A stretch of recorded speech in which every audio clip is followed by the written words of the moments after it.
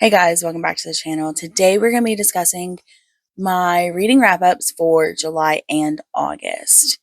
Yes, I am a little bit behind. Like I said before in many videos, volleyball is kicking my butt. But we're getting back on track now that not every single weekend is taken up with volleyball.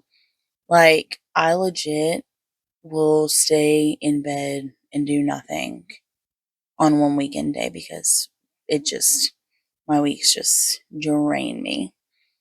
But we're actually getting videos out this time. So before I start rambling about other stuff that's not necessary right now, I am going to get started because I have several books to get through, and who knows how long this video is going to be. And it's already late, and I really would like to go to bed. So here we go. The first book that I finished in July was The Love Wager. At this point, I don't really remember who wrote it, so it'll be on the screen. But so this book, we followed these two characters, and they ended up hooking up at a wedding, like within the first couple of chapters. Like, that's how they met. And then they ended up matching on a dating site, and they decided that they didn't want to be together, but they would be like wingmen for each other. And what they would do is they would plan their dates on the same night in the same locations. And then when the date didn't work out, they would go and hang out together. And so they ended up spending a lot of time together. And they made a bet that like one of them would fall in love first. So like if she fell in love with somebody first, then he would give her something and she would give him something if he fell in love first. So that's how they ended up like meeting and getting involved with each other. And I loved this. I really had a great time.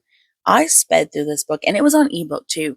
And you know that if I read it quickly on an ebook, I really liked it because it takes me months to read an ebook. And I did not take a month to read this. I read it pretty quickly, actually, which is pretty impressive.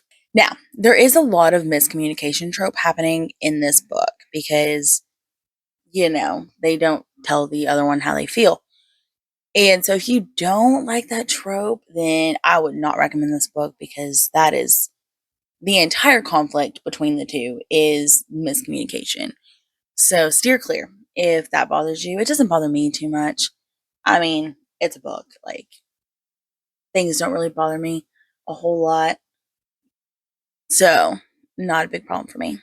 I loved the banter in this book. Like, they were so witty and quick-witted back and forth with each other, and oh, that's the best way to get me into a romance is for them to banter back and forth and sort of tease each other. Man, I love the teasing. Teasing is the greatest thing ever. So if you like that and that outweighs your hate of miscommunication, then you might be able to enjoy this book. The next book I finished was One Perfect Couple. And this was one of the first thrillers that I read into like the next couple months that where I just like read several.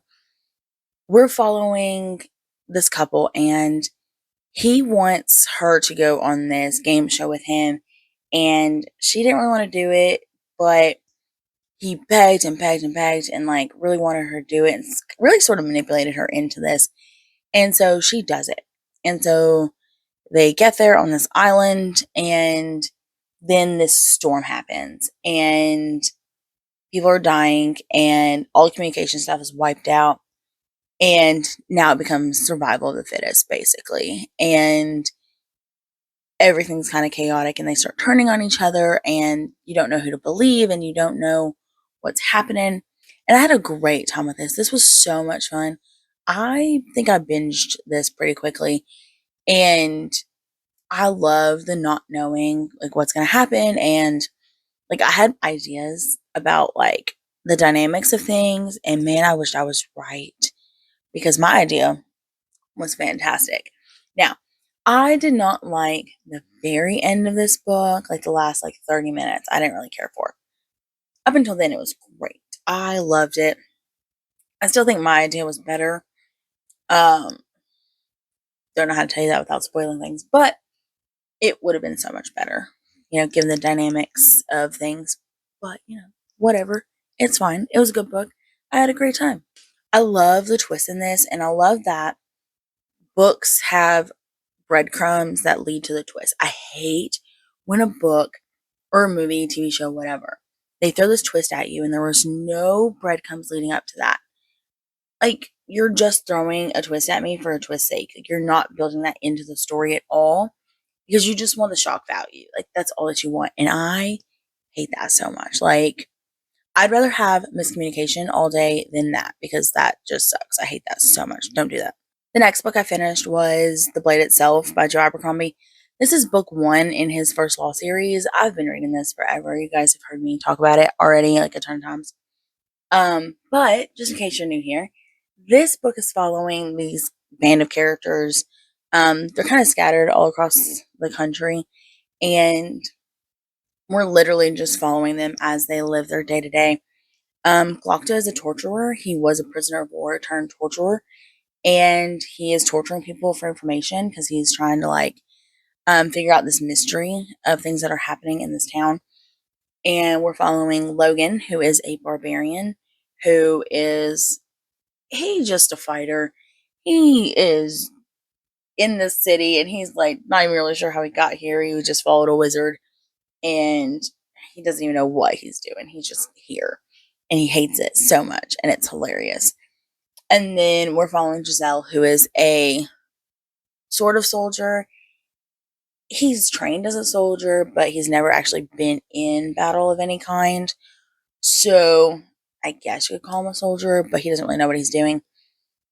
And so we're also following this guy West, who is an actual soldier. Like, he actually knows what he's doing, and he's a leader. And we're following them as they interact with each other, and they're talking about this war that's getting ready to happen.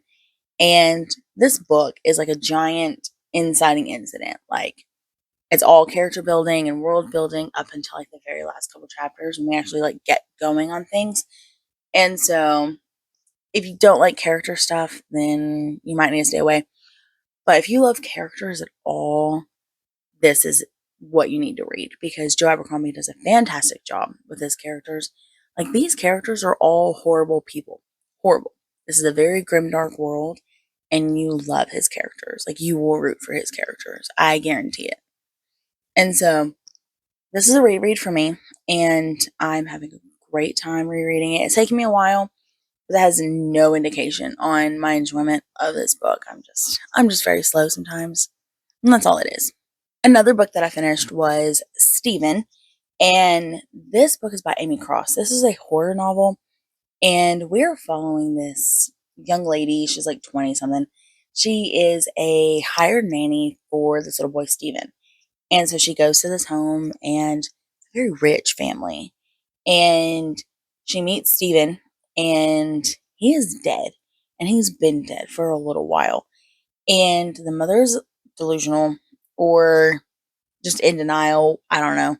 And she refuses to see him for what he is. Like, she treats him as if he's alive. And so our main character going in, she is supposed to pretend that he is alive and treat the baby as if he's alive. And she is freaked out. I mean, granted, I would be too. But she is kind of going with it and trying to help the mom figure out that she's not really seeing things in reality and not really sure what's happening. And this book was very, very slow up until the last 70%. And then it was going, and it is gruesome. And there's this whole chapter where the author is like, turn back now. Don't read this next chapter if you can't handle it. And I'm like, I'm going to read this chapter. Like, what is it that's happening that you don't want us to read? Yep. Yep. If you can't handle absurd things, yeah, don't read that chapter. Just skip it. I mean, you don't need to know what happens, but it's crazy. And so it was wild. It was a wild time. And it's so funny because nothing really happens, but it's wild. And the ending is a little bit weird. Like, the ending is a little bit weird. But I don't know. It was totally worth it though. Like the ending, I literally read like that. Like I had my hand over my mouth reading this book at the end. But like overall, it was fine. Like there wasn't a whole lot happening. So if you're patient enough to like get to the ending, then by all means. Okay. And then the last book that I finished in July was Betting on You. And I think this was Lynn Painter. And this one we were following this girl and she's like a senior in high school. And her nickname in this is Glasses. And the guy that she's friends with, she calls him Mr. Nothing because when they met, he was wearing a t shirt that said Mr. Nothing. And she had glasses and she was all adolescent. Like her look was very adolescent and struggled through puberty sort of look. And so she meets this boy at an airport and he sits with her on the plane and they talk and like she's miserable. She can't stand him. And over the next couple of years, they keep meeting and they end up working together. And he loves bets. And so he's constantly like making a bet with her. And he makes this bet that her friend is going to cheat on her boyfriend with this guy at work. And she took the bet in defense of her friend. I'm like, no, she's not going to do that. And they end up becoming friends and hanging out. And then they end up like fake dating. And I'm a sucker for fake dating. I love fake dating. Fake dating is one of my favorite tropes. Like if there's fake dating in there, I'm all for it. Like that's all you have to tell me is it's fake dating and I'm all in. I really liked like their banter back and forth. I love Lynn Painter's banter and her characters. They're fantastic. The only issue I had with this book is where I just read Better Than the Movies. This book does a lot of comparisons to romantic comedies, just like the other one did. But that one made sense because the character in that one loved rom-coms, and that was a whole thing with her and her mom before her mom died, was they watched a lot of romantic comedies together, and she lived her life like it was a romantic comedy. So the references made a lot of sense. In this one, they didn't make as much sense, and it really took me out of the story a little bit when I was listening to it. It it just really stood out, and I don't feel like it was really necessary. I love Lynn Painter's way of writing teenagers and the struggle of being a teenager because we forget that being a teenager is really hard. Like, no, they're not paying bills. No, they're not having to work 40 hours a week. They're not dealing with like real life things. But being a teenager is really hard. Like their entire world is being a teenager and it's tough. And Lynn Painter does a really nice job of showcasing that in her novels. So now we get to August, and August is much faster because I did a lot of reading, sort of, but not really like getting anywhere. Obviously, if you watch my TBR, you know that I'm still reading a ton of books. Well, I read The Wives by Taryn Fisher. And this one we're following this girl who is sharing her husband with two other women. And she's well aware that he's got two other wives and she's trying to do everything she can in order to like be the best wife. So he'll love her the most. And we start to unravel some things and we don't know what's happening. She goes and she meets one of the wives and things start changing from there. We don't know what's real. We don't know who's who. We don't know anything. And it was such a great read. Like, I love this. I think I read the last like 5 hours, like straight. I was going to do a clip for my reading vlog, and nope. I just read it. And it was so good. I just loved it. If you have not read The Wives, you really need to. It's very much a thriller where you don't have a clue what's happening as the reader. And that's the best thing. Like, where we don't know if she's crazy or if he's lying or if the wives are lying. Like, we don't know what's happening. And I love being confused like that. It's the best thing ever. And then I also finished another thriller, The Last Mrs. Parrish by, I think, Liv Constantine. And so this one we're following this girl, Amber. And Amber has been broke in her entire life. And she is tired of it. So she decides to befriend this woman, Daphne. And her goal of befriending Daphne is to infiltrate her life and basically become her. Because Daphne is married to Jackson, and Jackson has millions. Like, millions. He is stinking rich. And so Amber's whole goal is to become the next Mrs. Parrish. Like, she wants to marry him. And so we're following Amber as she's infiltrating Daphne's life, and we're very aware from the get go that this is what she's doing. We know she's lying. We know that she's manipulating Daphne. And gonna be honest, it's a little bit hard to root for her, but you hang in there to that 50% mark. That's where the first twist happens, and it is brilliant. Oh my gosh. Would not have seen it coming. I mean, it makes sense, but I would not have seen it coming. And I binged this book once I hit 50%. Oh, that twist. That was a fantastic twist. And I've heard that there's a second book. And so I will be reading it soon because this is fantastic. Like, I need to read the second one if it's anything like this first one because it was so good. I had such a great time reading this book. And I think that that's all that I've read. I mean, I've read more, but I think that's all that I finished in August. I was reading By Any Other Name, Pejote Colt, and my loan on Libby expired. And it's going to be a couple months before I get it back. So that one's on hold for a minute. But so on that one, we were following, what's her name? Melina and Amelia.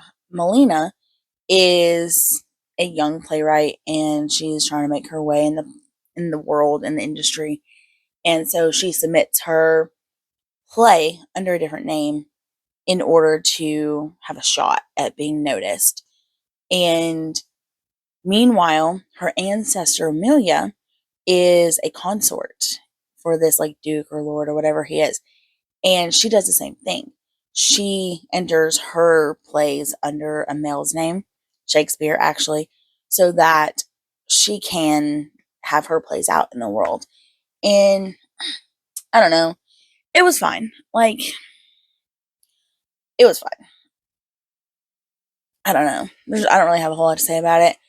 It's one that, like, I'm interested to finish, but I'm not, like, dying to finish, you know? It took me about 30% maybe before I was, like, into it. So, we'll see. If I get to it soon, I get to it. If not, I don't. It's not going to be the end of the world. But, anyways, that is what I've been reading in the last couple months. Hopefully, I will be able to keep my updates a little bit more on time, timely, keep them a little bit more timely. I guess that's probably a better way to say it. So that I don't get behind. And thankfully, I take notes. Every time I finish a book, I will take notes. So that way I know, because I will absolutely forget. So that's the only reason I even know what I read in July is because I took notes. So, tip, if you're going to be late on your updates, take notes. Okay, editing Sam here. I forgot one of the books, so I figured I would just hop on here and share about that one book really quickly. That book was One of the Girls by, I have no idea. It'll be on the screen somewhere. But anyway, so this one was one of the thrillers that I read, and we're following this like bachelorette party, and they're at this villa out of town, and we're learning about all these secrets that are kind of coming out, and we know from the jump that someone is going to die. We just don't know who, how, what, why, any of that. And so we're following all of these different perspectives. Like, there's probably like 5 or 6 different perspectives that we're following pretty quickly. And I had a hard time with this getting into it early on because of the perspectives. Because there was like, I mean, you've got all these perspectives and they're all very similar. And I just didn't really care. I didn't really like connect with any of the characters. And so I only stayed around for the secrets. Like, that was the only reason that I was there, was because I wanted to know about the secrets. And they were sort of good. I mean, it was fine. It was a fine book. Nothing that I'm going to remember a year from now. As you see, I even wrote notes and I didn't even remember that I read this one. So, it is what it is. Sorry, I've looked very ratchet. It's been a cleaning morning, so, looking a little bit rough, but it's whatever. Anyways, so not a whole lot to say about this book. It was part of my thriller reading vlog. Had a little bit more to say about it there. I don't really have anything else. So, but what are you reading? Have you read any of these? Let me know in the comments, and I will see you in the next one.